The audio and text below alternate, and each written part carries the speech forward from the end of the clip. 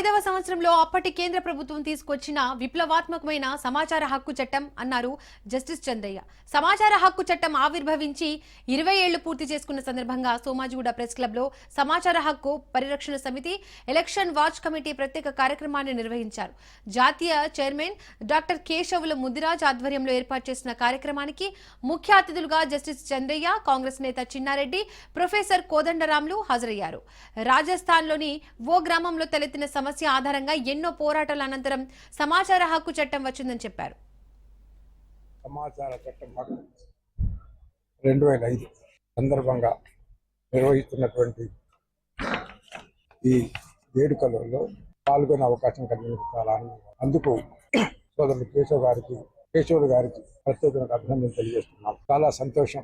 ఈ రోజు గత వారం రోజుల నుంచి ఆ తర్వాత కూడా ముఖ్యంగా ఈ రోజు దేశవ్యాప్తంగా 2 దశాబ్దాల క్రితం ఉనికిలోకి వచ్చినటువంటి సమాచార చట్టం పురస్కరించుకొని వాళ్ళ ఘనంగా హైదరాబాద్ ప్రెస్ క్లబ్ లో నిర్వహిస్తున్నటువంటి కార్యక్రమం చాలా అభినందనీయంగా జరుగుతోంది. అందుకని ఏర్పాటు చేసినటువంటి కేశవుల గారి యొక్క బృందానికి, వారి కార్యకర్తలకు నా యొక్క హృదయపూర్వక అభినందన తెలియజేస్తాను.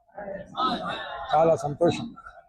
ఈరోజు ఈ అంశం గురించి మాట్లాడాలంటే దీని పూర్వపరాల్లోకి వెళ్ళాలి. భారతదేశ రాజ్యాంగం మనకు ఒక పీఠికను దయచేసింది. ఆ పీఠికలో 2005లో వచ్చిన చట్టం అది. రాజస్థాన్లో మరి అప్పుడు జరిగిన సుదీర్ఘ ప్రజా పోరాటాల ఫలితంగా ఏర్పడింది.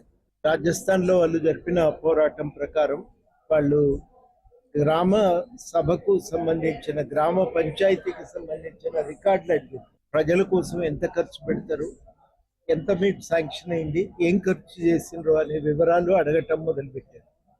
మాకు ఈ విషయాలన్నీ తెలుసుకునే అధికారం ఉంది అని గట్టిగా డిమాండ్ చేశారు.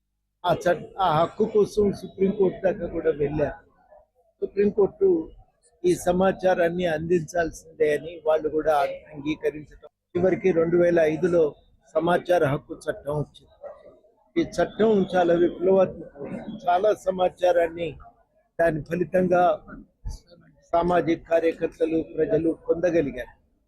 ఇందులో 2 కీలకమైన మనం చెప్పుకోవాల్సింది. మొదటిది, ఈ ఎలక్ట్రల్ బాండ్స్ కు సంబంధించిన వివరాలన్నింటినీ కూడా ఈ చట్టం ద్వారానే వాళ్ళు సేకరించగలిగారు.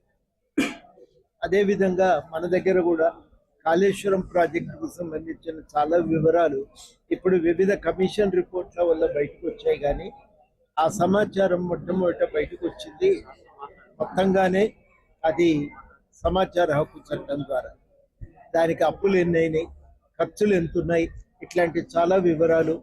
ఆఖరికి ఒక దశలో దానికి సంబంధించిన డిపిఆర్ కూడా ఈ ఆర్టీఐ కిందనే బయటకు వచ్చింది.